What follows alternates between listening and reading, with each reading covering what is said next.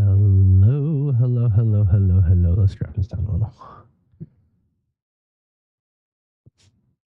Hello. Whoa, that's very muted. Test this.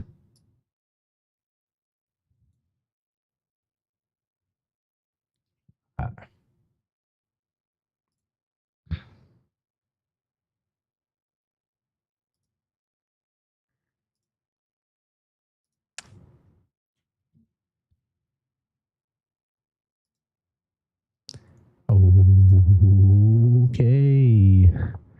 Hello, everybody. How's it going? Thanks to everyone who's joining in today. We are going to start with reading my story. So, as I go ahead and set this up, it's a little okay. I'm gonna make myself a little bit smaller here so that we can see what's going on.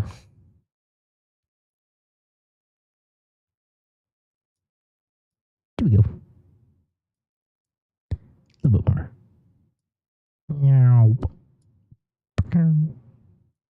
There we are. I think this should be fine once we scroll down. Yeah, that should be all right.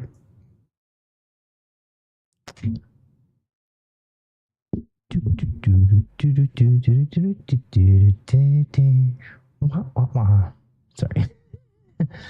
Distracted by the noises in my head. I think we're good. So, I could probably bring down that mic just a tad again, since we're not fighting the music that only exists on Twitch. All right. Anyway, I hope everyone is having a wonderful day today. This Thursday, the 22nd of January, 2026, for some weird reason. And today we're going to be doing a little reading of my story and then some light gaming. I figured it's nothing too over the top. I've been doing. Hey, it's great to see you again, Bobicus.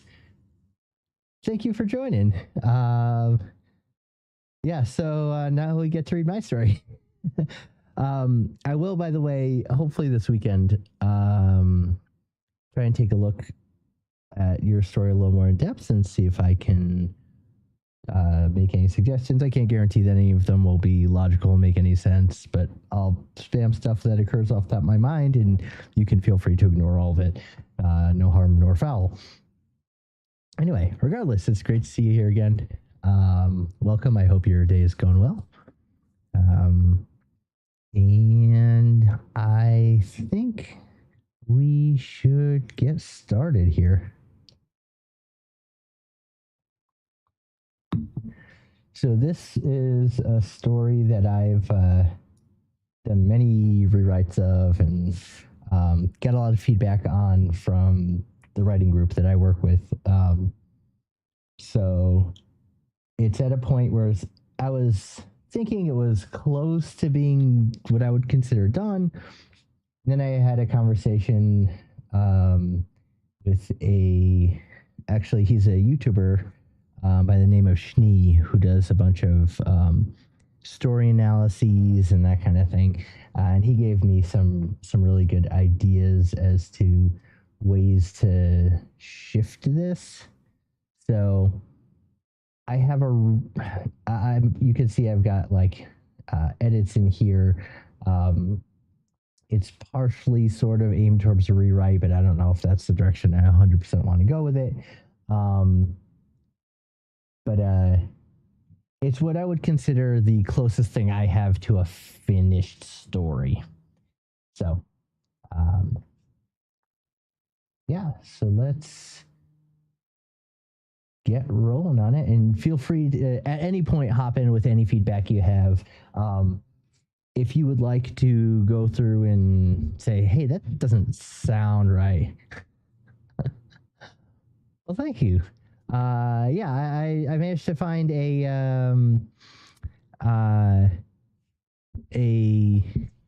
what's it called? No copyright set of it's called not techno swing. Wow, my is running away. Anyway, it's a modernized version of jazz, and so I managed to find some a YouTube channel that had non-copyright, so I was able to put it into the beginning. I think it fits really well with the overall theme. Yeah, I'm gonna keep it. I like it a lot. Anyway, let's see how this goes. And like I said, feel free to hop in at any point. Feel free to tell me, hey, that's this crap. I take no insults. Just let me know how to make things better. All right. Also, I will throw this out there. I'm not really good at accents, but I wrote accents into the story. So this is going to be interesting. So, to anyone who recognizes an accent, I apologize in advance. Anyway. All right. How long are we going to be going on this line? Sam was whining now. His enthusiasm for the whole affair had soured since St. Louis. I told you, I got someone in Topeka, and they'll take care of us nice, and we won't have to worry no more, Joe said across the empty rail car from Sam, legs thrust out in front of him, back against the splintered wood and peeling paint of the wall that had the special rust-like paints, the color of ancient barns and dried blood used on boxcars. He was tracing one close-cropped fingernail. He gnawed them like a hyena on a striped antelope bone when anything was wrong, through the close, cross-hatched knurling of the front grip of his shotgun. His fingers were cracked and calloused, markers of desperate work and a bitter life. He wore a rough plaid button-down shirt with 3 buttons missing and trousers worn through on one knee and with an off-color patch on the other. The shotgun was by far his loftiest possession. It and his few remaining shells had come from a cop that who had still been making the last spluttering, choking gasps as his own blood had spurted out his nose and mouth. St. Louis had really gone south. Joe had found Sam 2 years ago in Marion, Illinois, a desperate boy passed out drunk in an alley, his head leaning lifelessly against the brick wall, the color of ancient barns and dried blood. Sam was at the age where youth was being erased, but still evident, enough to call back the shadow of innocence. With dirt-caked head resting against the rough brick, arms limp with palms up, to Joe, he had looked like he was 7, going on 90. Joe was forcibly recalled to a night he had spent at a Catholic church one wild night in western Ohio. He had ducked into the gray stone cathedral through the Gothic iron-studded, peaked-worn wooden doors as the rain drummed on the lead roof like falling angels. The room opened up before him, a velvet blackness felt rather than seen, a darkness pressing in on the small, dancing orange-yellow light of the few scattered candle sconces. Joe was alone. He walked slowly past the massive fluted columns that rushed upwards, pieces of earthly stone that thrust into peak arches like spears aimed heavenwards. Somehow the cathedral, its ceiling trapping the dancing shadow like an empty portion of night sky, seemed to enclose more space than the firmament outside. Even now, in his shifting memory, the face of the stone corpses flowed to match that of the boy at Joe's feet. Joe might have wept. Sam had come out of town from the outskirts. His old man had caught a shell in France, and his brains had splattered over his companions in the trenches. Bad luck. His mother had picked up the Spanish flu a year later and died hacking in her bed, the sickness being the last gift she had given to her only son. Sam himself had been too sick to get up, let alone lift his mother out of her bed and bury her. Their neighbor had finally come by to check on them after not seeing the pair of them for a week. He had found what he called a damn mess, and would tell the story of young Sam while digging a line of dirt with the toe of a worn boot and spitting tobacco juice that had made his stained teeth to be the dead brown of dried corn kernels. Little spots of spittle would keep themselves in a ball above the dirt for a moment, resisting the eventual absorption into the thirsty ground. The good people of the land would follow it soon enough. That's a fair point. The firmament would not be open during a rainstorm. But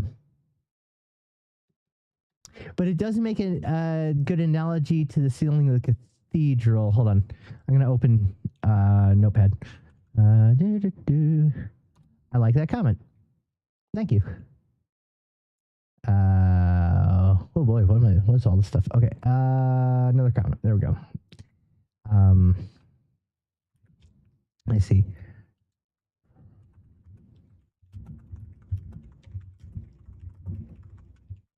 Although interestingly, we talk about like the sky opening up. Yeah, it's an unfortunate habit of mine. I don't disagree.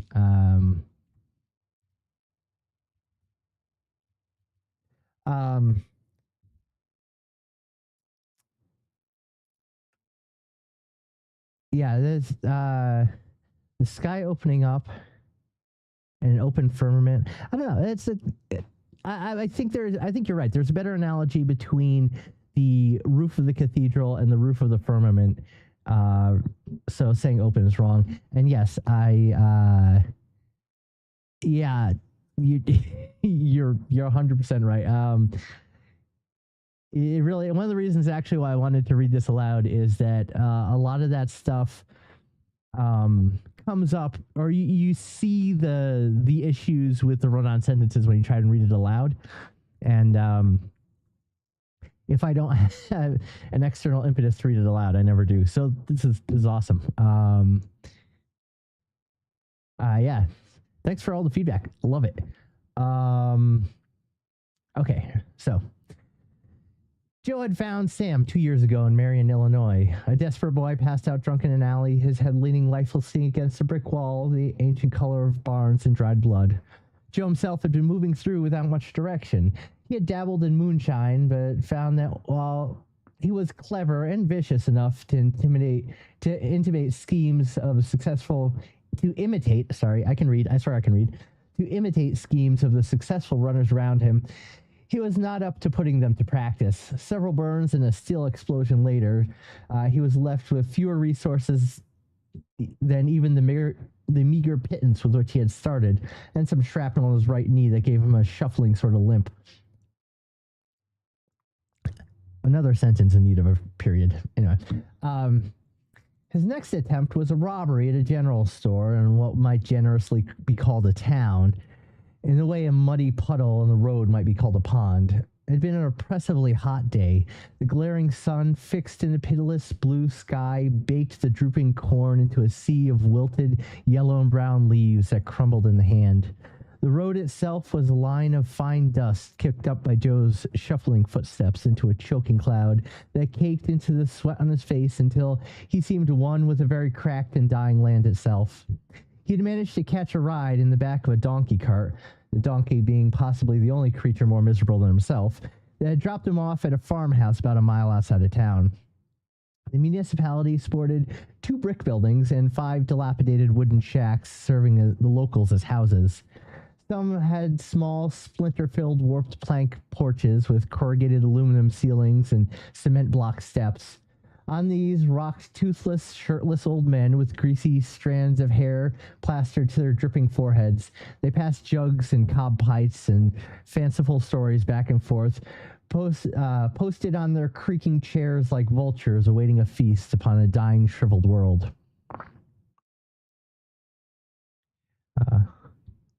As, when, during, etc. Time control words. Instead, it is usually better to describe things in order they happen without. I like it. I'm just going to copy and paste that into my notes. That's actually a really good bit of advice. I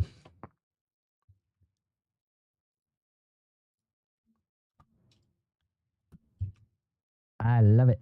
Thank you.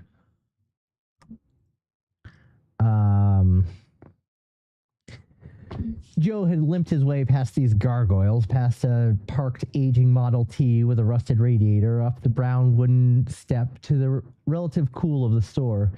The floorboards covered in the same fine brown dust that clung to his face and shirt. It layered on the cans and the cardboard boxes of washing powder that dotted the makeshift, mostly bare shelves. It got between the teeth. It layered everything, living and inanimate, sapping color and health until all was a monochromatic, unified misery. The sand ground into the wood of the with the ever-twisting movement of Joe's boot, polishing the soft wood planks that gave slightly to his footfalls as he walked in a slow circuit of the store. The only other patron was a younger man dressed in a white button-down collared shirt, sweat stains darkening the section of his clothes that which had attracted dirt, giving him the forlorn patchwork look of a stray dog. Joe picked up random items and replaced them, watching the man walk up to the counter. Howdy, Fred. The kid behind the counter was maybe 12. Coming in for some more chaw? The boy scratched a pimple, one of those that were starting to intermix with the freckles dotting his face. As the young shopkeep and the customer were conversing with the geniality of passing acquaintances, Joe felt an irrational anger stirring. Who are they to talk like that? So casually and flippantly interact without malice or blows or anger or scorn, without the scraping edge of survival, clipping off all care and support and the possibility of love. He wanted to cry into his hat. He wanted to hug the two of them as he watched the casualness of their interaction. How he hated them. By the way, in case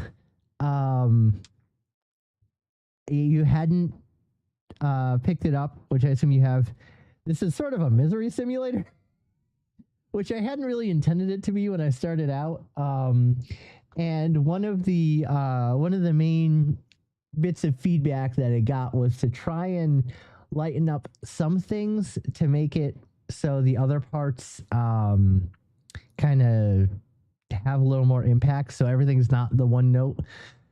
As of right now, I haven't gotten there yet, but right now, yeah, it's kind of the misery simulator, so I apologize for the tone of the story. I have no idea why I came out that way. It just sort of did. Anyway.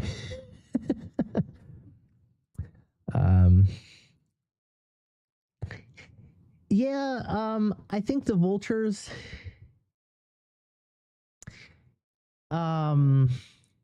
just in that they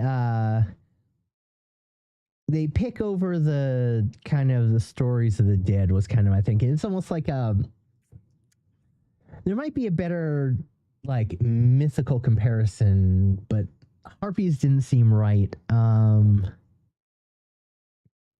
I think I used the word gargoyles. Yeah, I'm a little unsure. I see what you're saying. They are sort of harmless, more harbingers than anything else, which might be a better way to approach it.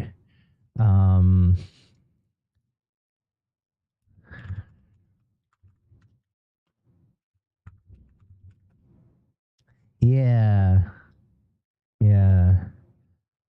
Vultures, crows. And if they are harbingers or some comparative to a specific to crows or something, that could be a useful motif that populates down as things happen in the story. As some of the story, maybe it's one of those moments for the author when the character takes a story from it's done. Yeah. I mean,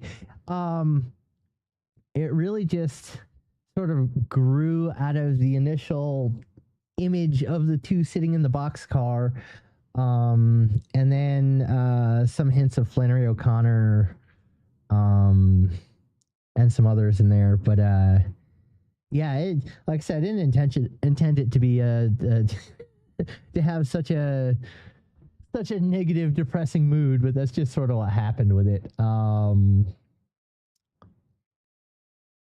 Anyway, but we'll keep going.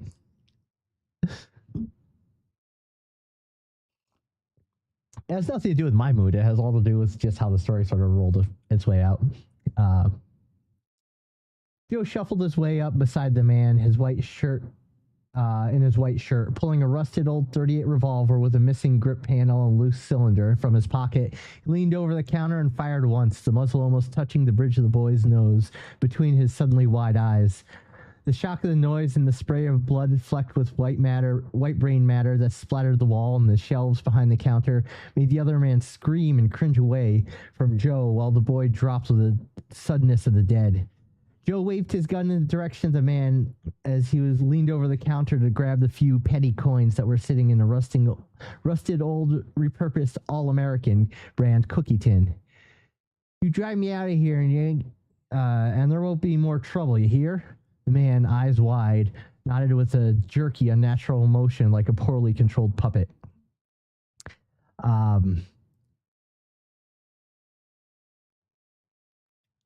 Yeah, no, that's true. I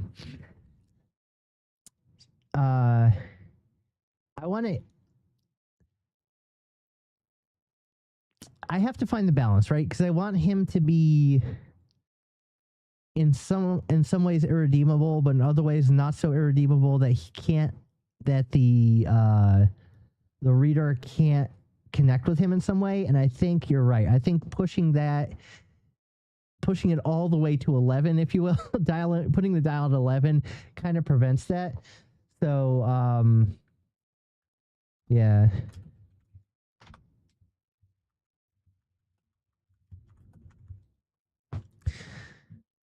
I want him to be a desperate character, but I gotta, because he can kill this other guy without killing the kid, and there might be a redemptive aspect to how he sees the kid, maybe.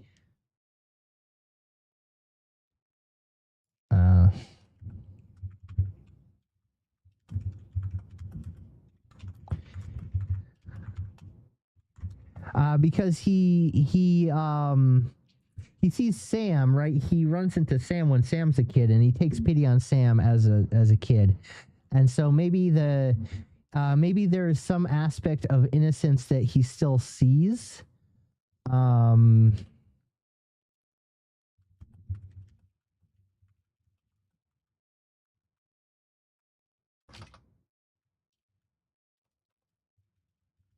I cannot spell.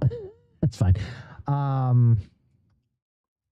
Like there's something redemptive about the innocence of youth that he can still in some way latch onto or connect to. Yeah. And then he can kill the getaway driver because, so you can still have like him as a terrible, in a lot of ways, irredeemable person with that, but he can have this like kind of glowing positive aspect of seeing and appreciating innocence. So just to go off down a rabbit hole, in my conversations with Schnee, his advice, so I had a comment, I had a line in the end, which I think I've removed, which was something along the lines, had either of them been of a poetic turn of mind, blah, blah, blah, blah, blah, right? They would have seen something had they had a poetic sense, if you will. And so Schnee's feedback to me was, hey, why don't you give him a poetic, an idea of the poetic? And so then he has this redemptive aspect to him, and that makes the tragedy that occurs more tragic in a certain way because you're able to connect with him better. That might be a better way to do it. And then I could connect that to innocence, right? So I can go from poetry or from beauty / poetic sense to innocence and tie those together. And then that gives him the sort of a little bit of a redemptive character. It lightens up the tone a little bit. And then in the end makes, the overall tragedy more tragic because of that. So I like where you're going with that. And I think it fits into the other comment. And that's where I was having trouble figuring out how to how to build that idea of uh the poetic sense, or the idea of innocence or something into him. Yeah, yeah, yeah. Something specific, right? So he kills him. Yeah, I like that.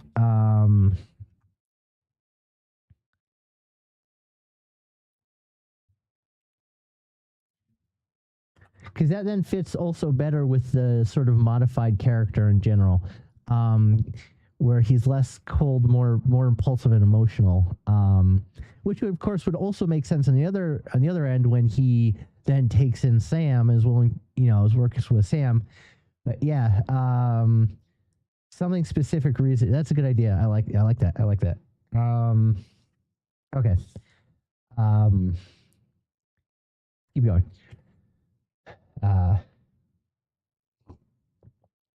The drive out had been silent. Joe laid out in the back seat, feet out the window, fidgeting with the hammer of his revolver.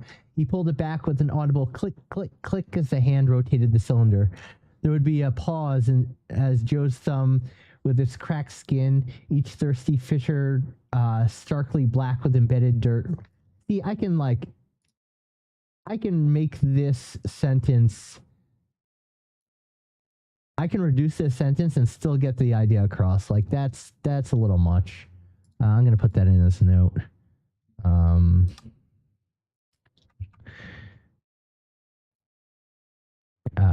That could be better.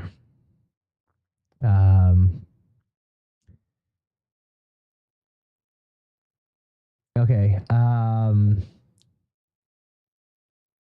Embedded dirt rode the hammer back down.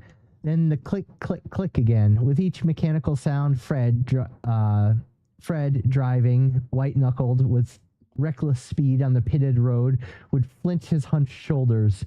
Joe made the man drive to the outskirts of the nearest city and then left the body in the field. The entire affair had netted him $6.32 and a broken watch from Fred's pocket. He'd never gotten the boy's name. Slowly, Joe limped his way towards the squat white and red cubes of two-story monoliths that composed the town of Marion, as alien to him as pyramids on the Nile. Joe had found Sam 2 years ago in Marion, Illinois, a desperate boy passed out drunk in an alley, his head lifelessly leaning against a brick wall the color of ancient barns and dried blood.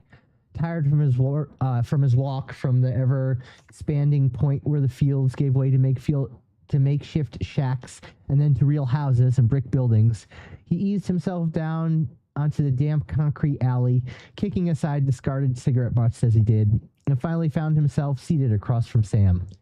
Like, there should be a period right there instead of a comma. Anyway, legs out, almost touching those of the comatose boy in front of him.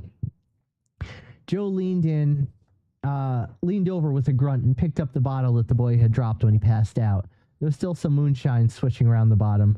Joe took a swig and it latched to the back of his throat like some abominable combination of turpentine and gasoline. He looked at the young kid. The newly imprinted Eidolon. Okay, yeah. So this was going to be. So initially, just to why I threw this in here, and I didn't manage to finish it up. But initially up here, when I was talking about the cathedral, I was going to have him encounter a copy of Pettia's Messiah, and then that could be kind of a repeating theme in there. I don't know if that works. That might be a little too heavy-handed. Anyway, still unsure about that one. I was having trouble figuring out how to get that sense of or the aesthetic appreciation in some way that he doesn't really understand, but still some sense of aesthetics into Joe's head. And so that was one way of trying to do it, but I'm not sure that's the right way. Anyway, Lost in stupor, and another more vicious memory swelled forth like blood from a gut shot. Joe was dragged back, kicking and screaming, as if by the back of his collared shirt, to a stumbling memory of a dilapidated barn many years ago. It was hot, the kind of hot that makes the air into a soup, while the floating dust dances and dodged like aquatic bugs through the shaft of sunlight lancing through gaps and warped and worn boards of the wall. Did I say they were in a barn? Into a dilapidated barn. Okay. Sorry. I wasn't sure I'd actually read that they were in a barn. I had it in my head, but didn't see it on the page. Jill was hiding behind a rotting pile of hay, no longer even a bale, peeking with wide, frightened eyes of the innocent at the scene before him. Mama had stolen Papa's whiskey, a habit she had picked up since her little girl, barely 5, had died of a fever, and passed out in the barn again, slumped against the deep brown of the knotted, decaying wallboards. Papa was screaming about the $4 that had gone down the drain of your worthless throat, while Mama, barely conscious enough to dazedly watch the waving arms of the agitated man towering over her. She had lasted another year before Papa's anger got the best of him, and Joe had fled on a thunderous night through rain that pounded on the tin roof like the ghosts of vengeance. Joe sat in the alley, staring at Sam. So again, sorry, I should stop breaking in, but again, to break in, there is already this idea of innocence in here, of Joe as innocent. So I think that fits even better into what you were talking about before. Also, I think there needs to be a better transition here.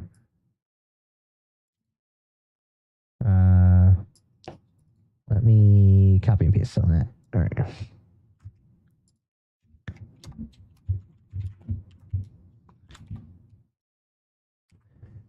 Sorry, just copy and pasting stuff into my my notes. Mostly he wept for that irreplaceable child that had been in that dust-filled barn, lost and found in the streaked face of a boy in front of him. He had sobbed for all the things he could have been, for his anger and anguish, for the world. He cried until sadness turned to anger, turned to pity, and so he painfully dragged himself to his feet and shook the limp shoulder of all that was holy in the world and brought Sam into his orbit. It took some effort and a variety of words, kind and unkind, as frustration waxed and waned, for Joe to get Sam awake on his feet and stumbling into a nearby diner, clutching his limping companion like a drowning swimmer. They sat at a table covered in a thin white and red checkerboard cloth that could, if one were charitable, and overlook the fraying holes. Okay. Like, this is too much.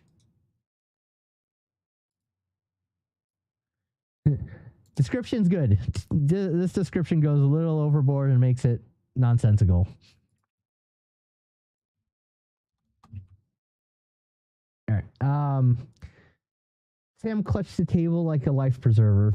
The chairs, round wooden affairs with a back consisting of a large loop and 2 thick S-shaped wooden reinforcements.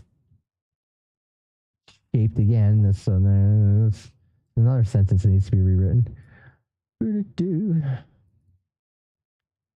I'm glad I'm reading this aloud. This is very helpful. Especially with your guys' feedback. I appreciate that. All right. Shaped like 2 snakes facing each other. I like that rather than the S-shaped. Anyway, they creaked ominously with every movement of the sitter and were about as steady as a sapling in a tornado, but they didn't collapse. Joe watched Sam intently over bitter coffee the waitress brought, watching his head bob up and down in uncertain circles, occasionally coming to rest on a bicep, forearm. Occasionally, I read the sent. I read it, but it wasn't even in there. Forearm raised to the air, grasping at a lifeline from a world like a pounding ocean, lifeline to sanity. Eventually, Sam had managed to keep his head up right long enough to focus momentarily on Joe. Sure, yeah, he managed. Joe just nodded towards his coffee. You'll be wanting to drink that, or you'll be regretting it in the morning. He looked at Sam's swimming head. Well, regret it more. Sam seemed to take his advice in stride, nodded his head, and managed to drink half the cup of coffee in a gulp that resulted in lines of black liquid running down from the corners of his mouth. Don't, he concentrated. Ain't got no money, he managed. Joe nodded his head in a display of generosity and almost paternal possessiveness. He responded, Don't you worry about that none, just drink up. Why it was Joe felt a warmth watching the struggling boy in front of him, he couldn't say. It was like a mouse he had caught as a boy and kept it in a box under his bed. Small beating heart in his hand, a warmth that was his own to keep, like a fire in a lamp. Like a lamp, it speared a ray of golden light into the darkness inside Joe that he had built from pain and longing and neglect. It was his, and he redeemed it for himself. He'd killed the mouse one day in a fit one day after his father had beat him for covering his mother with a blanket after she had passed out on the kitchen floor. He'd squeezed it until the heat ran through his fingers and cooled on the floor, and the lamp winked out. This time he would not let the redemption leave. This time would be different. Eventually, Joe paid for the coffee out of the change he had taken from the dead shopkeep and helped Sam outside. The extra movement resulted in several bouts of vomiting, which eventually gave way to dry heaving, and finally a miserable but somewhat less intoxicated boy wearing a shirt beyond repair. The two eventually made their way to an empty boxcar on the tracks that cut across the edge of town. Sam looked at his companion suspiciously. Why y'all been helping me? He finally managed. Joe spat and watched the splatter slowly become a dark spot on the wooden floor. Half a dozen thoughts flashed through his mind, images of the world he wished he had, things and people that could have been different. He spent a moment trying to build words around the truth, but the core seemed so incommunicable to him, incomprehensible to him. So he shrugged, scratched his neck with fingers the color of clay, and just said, Looked like you needed it. Sam, still too intoxicated to see the unfamiliar emotions flitting through the eyes of his companion, remained wary. Us folks need help. Gonna help them all? Joe could have gotten mad. Should have stood up and emptied the remaining rounds of his revolver into his pathetic challenge, but he didn't. Couldn't for some reason beyond him. He thought again of the shopkeep. Surely he was no different than Sam, just as close to misery, only with a veneer of innocence yet to be worn through like a fake silver dollar that had seen too many hands. Joe felt there was a difference. There had to be. He just sighed and leaned his head against the wall of the boxcar, letting the questions hang unanswered. He was so close to understanding that the difference was not in the boy, but in himself. To Joe, it was the experience of a pain that was life. Sam was existing in a way that the joyful never could. The shopkeep with his freckles and youthful smile was existing in unlife, in a realm unapproachable as any fey kingdom. That boy's existence became a measuring stick to Joe's bleakness. Sam was with Joe in the gray-brown of the dirt. They sat there in silence for several hours as a rectangle of bright light from the red sun slowly moved across the floor, a solid orange purifying barrier. Never reached either of the two seated in opposite corners and eventually faded as the horizon rose to cover the sun. It took several weeks for Sam's distrust to fade, but eventually they were scheming together, hopping car to car, train to train, petty crime to petty crime, victim to victim. The plan, Joe had said as often as they'd moved haltingly down the rails, eating a meager meal, sometimes several potatoes, purloined from some garden, sometimes a roasted meat of a stray dog, was to get some cash scraped together and then go find Maud. Maud would take care of them. It was told and retold until it became a mantra, a guiding beacon. Eventually they would get to Maud. Maud had helped Joe once upon a time, and when the world had decided that he weren't worth spit. Joe had never told the real story of Maud.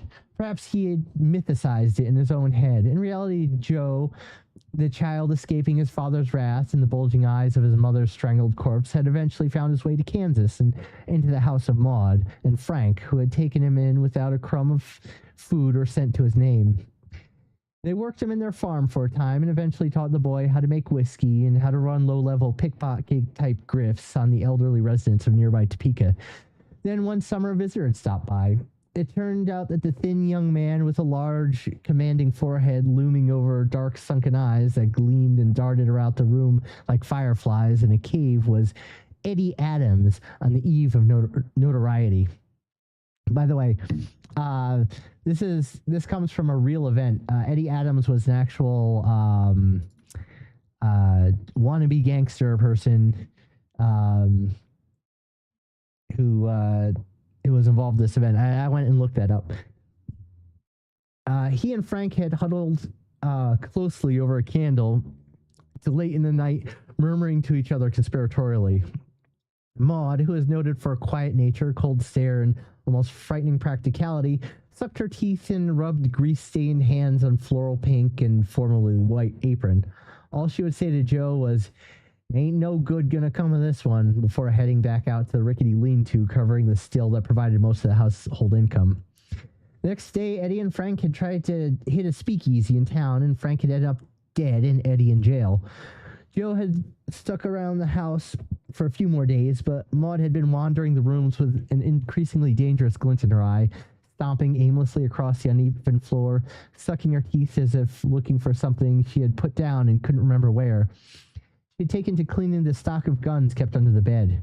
Joe got nervous. He saw the sting from his paw's scarred knuckles in Maud's dark eyes. So one night when wind blew across the field, making the grain bob and rose like waves, and thunder rolled slowly around the infinite array of rolling hills, he lit out. He took a lockbox that Frank had hidden in the kitchen, containing a small rusted revolver along with $15. Joe meant to pay Maud back when he got rich. Joe had found Sam 2 years ago in Marion, Illinois, a desperate boy passed out drunk in an alley, his head leaning lifelessly against a brick wall, the color of ancient barns and dried blood. Together they had scrounged and scrabbled and drank their way from town to town. They ran from the law, they ran from themselves. Eventually they found themselves sitting across from each other, moving, jolting along down the tracks towards Kansas, heads bouncing against the forgiving wooden walls. It was well into the evening when they arrived in Topeka and slipped awkwardly out of the car, shouldering their few belongings and looking nervously around for any badges. Slowly they made their way out of town, and hindered by Joe's less than stellar recollection, had made their way by the blue and white light of a full moon to the broad dirt road that wound its way over the dreamscape of endless grain towards Frank and Maud's farm. Had either of the vagabonds had a poetic turn, the path before them might have made them nervous, might have seemed like a pathway to eternity, to some shadowy nether realm of unending fields packed with rows of tall-stalked wheat, each plant bowing their moon-stained head to the darkness in between, to the lands beyond, to somewhere deep in their own blackened dreams. Yeah, see, this is where I was trying to write that other section into this. I'm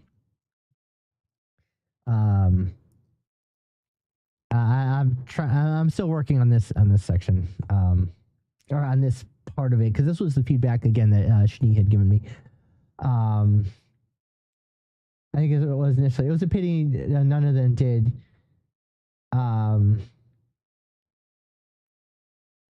The road, the oceans of encumbered wheat stalks, the blued land of moonlight could never quite impact their callous minds.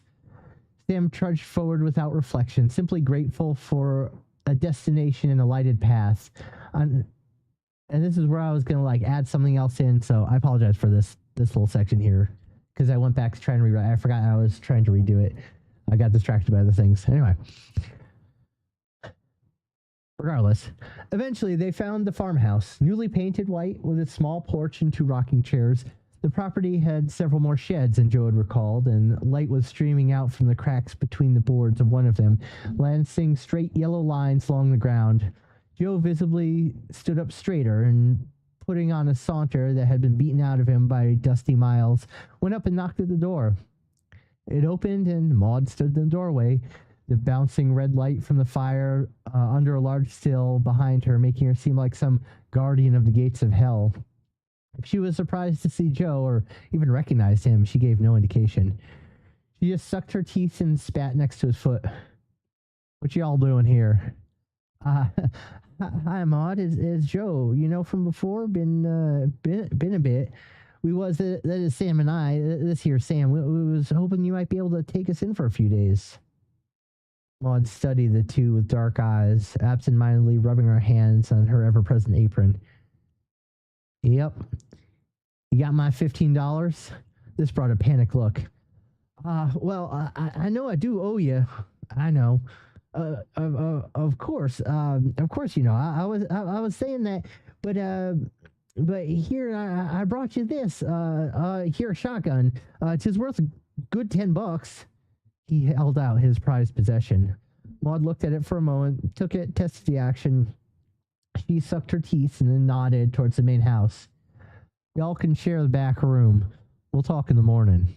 With that, the shed door shut in Joe's face and with some force. Joe turned back to Sam. See, I done told you. Sam shifted his weight back and forth from foot to foot. I don't know, Joe. Something ain't right. This touched Joe's own uncertainty and brought anger from the older man, who snapped back hotly. Maud will take care of us. You'll see. She done me good before, and she's on the up and up. Sam cringed back. You say so, Joe. I ain't causing no trouble. They stayed the night. Sam on the old corncob mattress that Joe had used so many years before, Joe on the ground with the skittering forms of mice. In the morning, they found Maud sitting at the round, rickety table that Frank had built poorly as a wedding present, drinking coffee from the pewter mug. The sun was streaming golden through a window, looking out at the fields.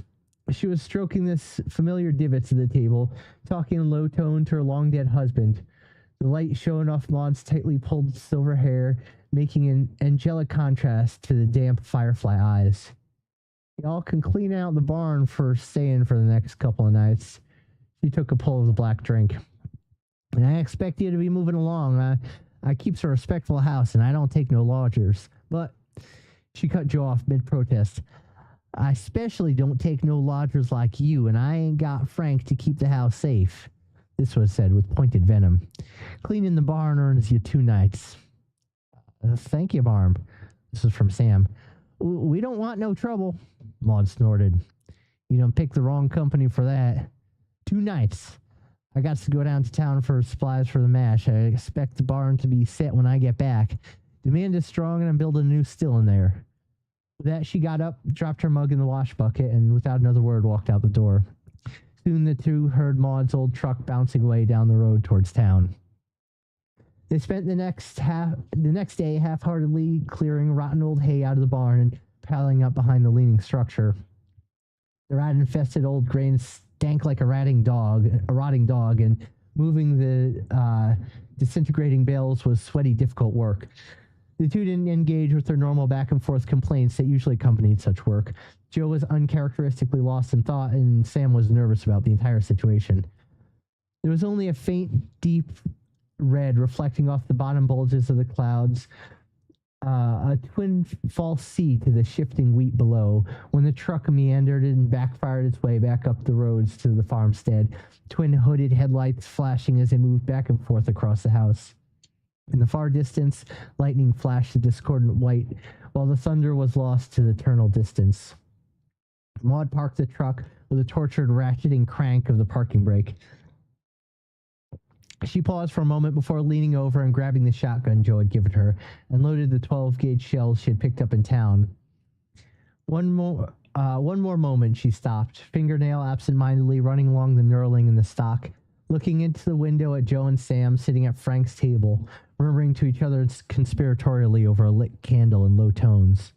Reflecting now, it would be hard for Maud to encapsulate what Frank had been to her. A husband who gave her no children, that lived past infancy, a man with more ambition than intelligence, and yet he had been someone who allowed Maud to guide and aim him like a gun towards the life she had wanted. His death had been a blow that she hadn't expected, both in timing and ferocity, a power of loss that she had broken through, the stoicism. It should be that she shouldn't be there. A power of loss that had broken through the stoicism with which she had marked the myriad other tragedies she had endured.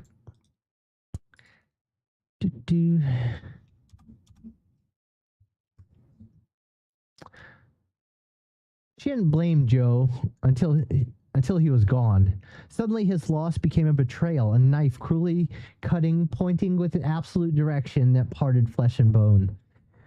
With a nod, she got out and went to the house. She pulled open the gray wooden door that didn't quite fit the frame and leaked weak shafts of light out the top. Sam, Maud barked. I need you to help me move this junk out into the shed. Sam slowly stood from the table and followed her out the door. Joe was left alone, staring into the naked, bouncing flame. He didn't know where to turn next. He had felt this before, but always in the past, Kansas had loomed like salvation. But here and now, he seemed that the towering pillars of the sense of home that he had constructed out of this small, well, that's okay. Woo! That sentence needs to be redone. Well, you get the point.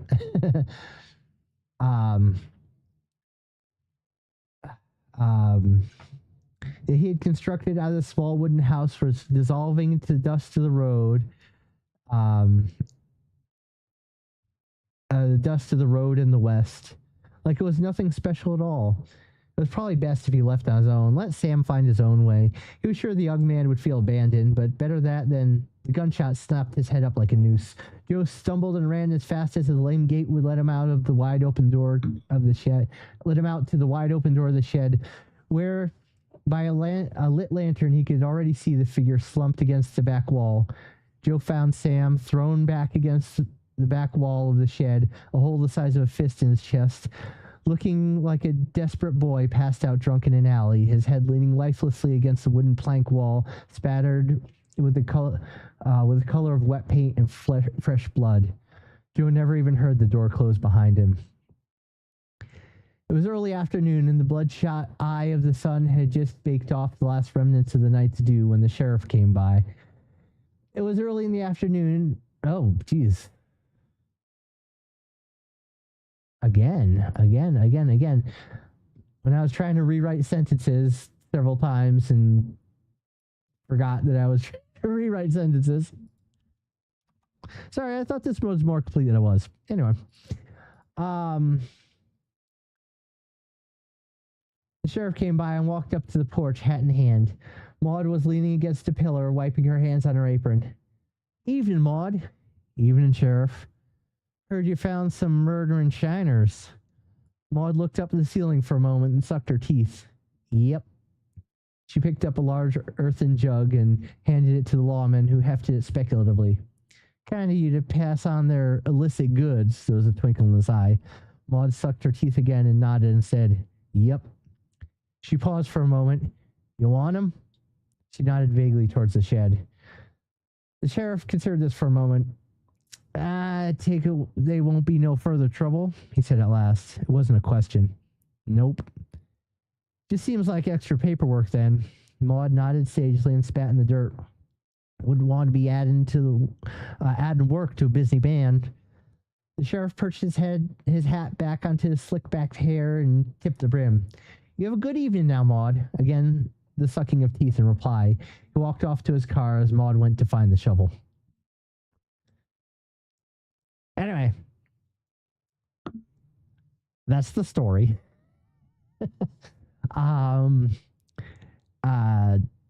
Thank you for sitting through it, and thank you so much for the feedback on it. I will be taking a whole bunch of that feedback into account.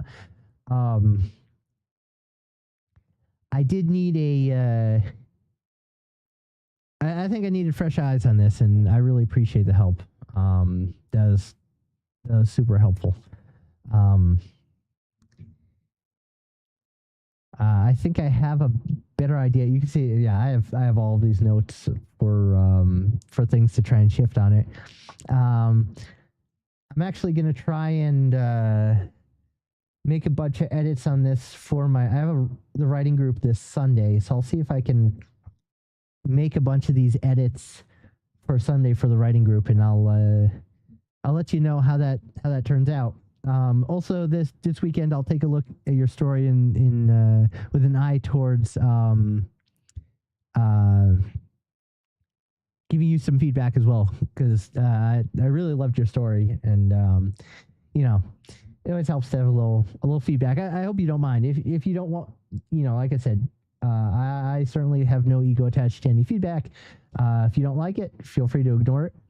But I very much appreciate the feedback that you've given me. It'll help me make this story a lot better. Like I said, I'd love to get this to the point where I could publish it. I've never really published a story before, so I think that would be a really cool thing to try and do.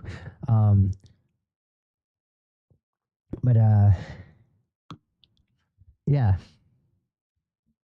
This is good, actually, because I wasn't sure what I was going to submit for the story group of this Sunday.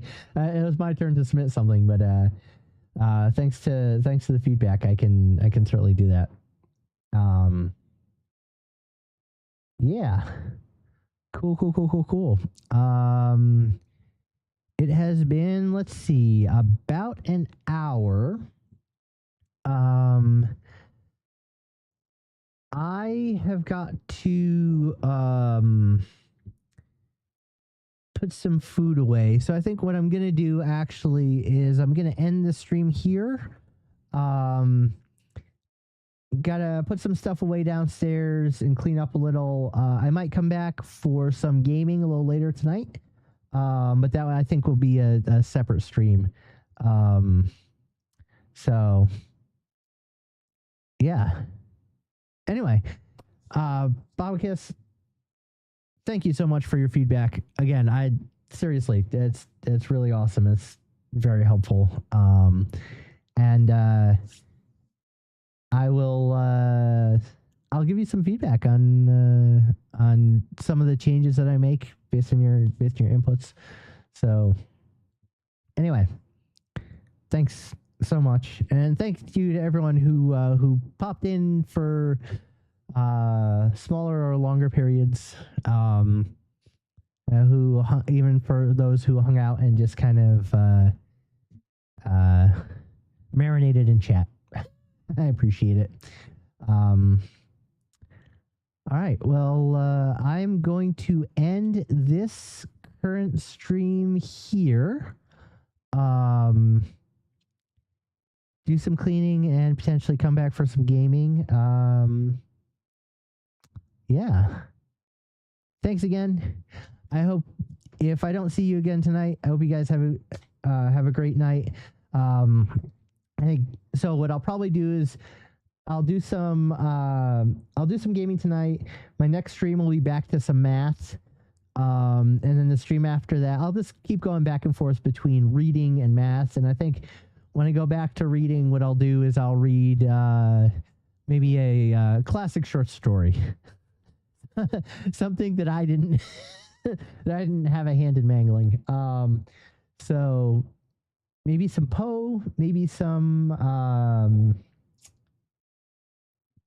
I'd love to read Silent Snow, Secret Snow, but that's kind of a long story. If you have an idea for a story you'd like to hear, feel free to drop it in the Discord. Otherwise, yeah, like I said, thank you so much for joining in. I hope you have a wonderful evening. I'll probably be back at some point later for some gaming, but otherwise, I will throw a message into Discord next time I'm up for next time I'm going to be doing a stream. So, yeah, awesome. Have a wonderful evening.